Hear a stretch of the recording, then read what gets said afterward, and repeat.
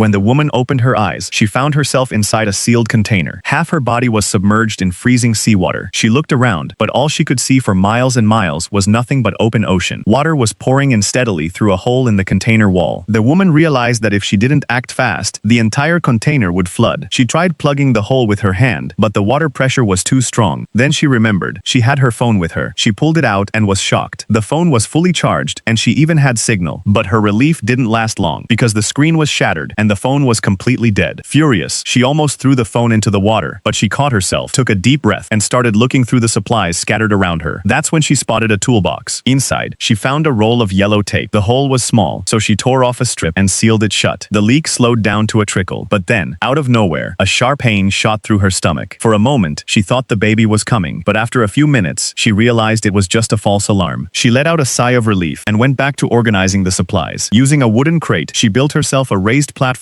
where she could sit and lie down. At least now her body wouldn't be constantly submerged in the freezing water. That night, the container suddenly shook violently. The woman panicked. Then she realized a massive fish was circling the container, churning the water around it. Sometime later, when she woke up, she saw that the tape had peeled off from the water pressure and seawater was flooding in again. The woman immediately thought of another fix. Her eyes landed on a rubber gasket from a plastic container. She cut it out with a knife, pressed it firmly into the small hole, and sealed it tight. Then she found a pipe and started pumping the accumulated water out of the container. Slowly but surely, the water level dropped. She even marked the wall with yellow tape to track how fast the water was rising. After all that, her stomach growled with intense hunger. She opened her bag and found only a single piece of bread and one bottle of water left. She quickly ate the bread and drank the water. But now she faced an even bigger problem. If the food and water ran out, she wouldn't survive in this container for much longer. Distressed, she whispered, "Dad, please forgive me." Just then, she saw her phone ringing. The woman thought she was saved. But at that exact moment, a powerful wave slammed into the container, knocking the phone from her hand and into the water. On the other end, she could hear her mother's voice. "Aarti, can you hear me? Are you okay?" But by then, the phone had already died. The woman completely broke down. It felt like even fate was playing games with her. Then, suddenly, she heard the distant blast of a ship's horn. The woman screamed at the top of her lungs, but the ship was too far away. She knew that if she didn't do something soon, she'd be trapped here forever. That's when she noticed small holes in the container's ceiling. She threaded a long belt through one of the holes and pulled with all her strength. After countless attempts, she finally climbed out of the container. What happens next? Like and subscribe to find out.